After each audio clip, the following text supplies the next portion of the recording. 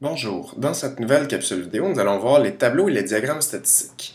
Dans la vidéo précédente, nous avions vu l'estimation et l'arrondissement. Donc on va continuer avec les statistiques, qui est le savoir 1.5 des savoirs du cahier Panorama. Donc on va surligner le titre, savoir 1.5, les tableaux et diagrammes statistiques. Donc on va commencer avec du vocabulaire dans cette page 8, donc le recensement, la population et le caractère.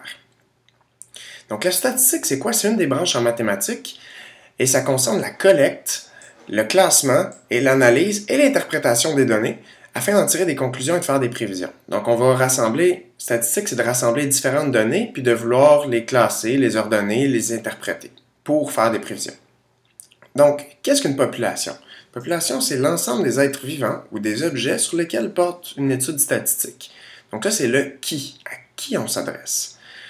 Un recensement, c'est quoi? C'est une étude statistique qui porte sur toute une population constituée d'êtres vivants. Donc, un recensement, c'est quand on va prendre toute la population et que la population, c'est des êtres vivants.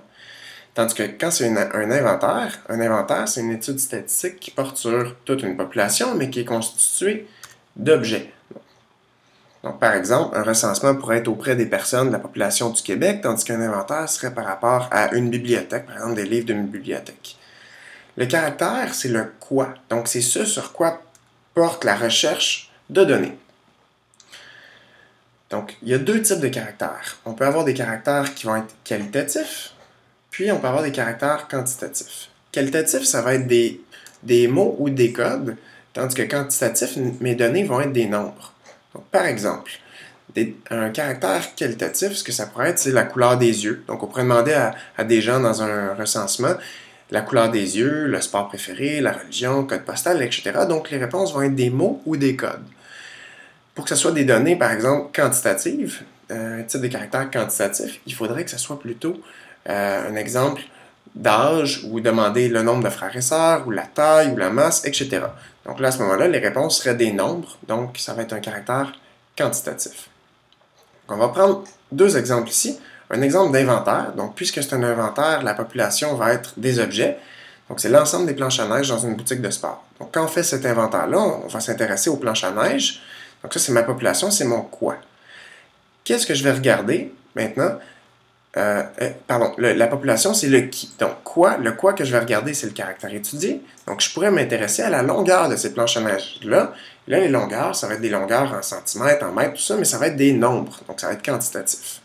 Tandis que si je regarde la couleur des planches à neige, elles peuvent être rouges, bleues, vertes, etc. Donc, ça va être des couleurs, c'est qualitatif. Si je regarde maintenant un recensement, donc un recensement, ce serait une population de personnes et non pas d'objets comme pour un inventaire. Donc, la population pourrait être les élèves de première secondaire d'un collège, le collège Boisbriand. Donc, un type de caractère qualitatif, donc on pourrait poser une question à ces élèves-là dont la réponse serait un mot ou un code. On pourrait demander la couleur des yeux. Donc, quelle est la couleur des yeux des élèves de première secondaire du collège Boisbriand? Si j'aurai un nombre des réponses qui sont des nombres, donc un type de caractère quantitatif, je pourrais poser comme question quelle est votre taille? Donc là, ça serait mon quoi, mon caractère étudié serait la taille. Donc voilà pour le nouveau vocabulaire concernant les statistiques.